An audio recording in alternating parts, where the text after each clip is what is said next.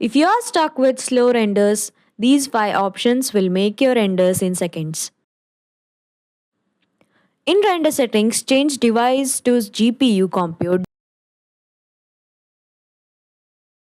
then go to Edit, Preference, System, change cycles render device to OptiX.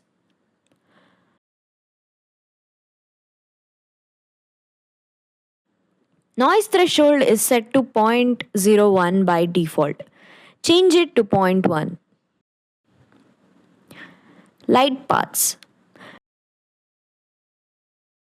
Default value of light paths bounce will be 12. Change it to 8.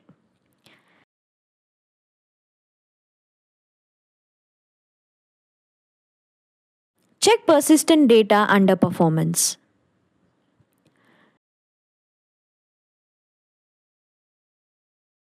Here's final and bonus tip.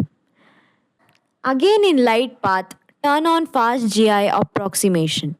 Now hit that render button and watch your renders go from hours to few seconds without losing quality.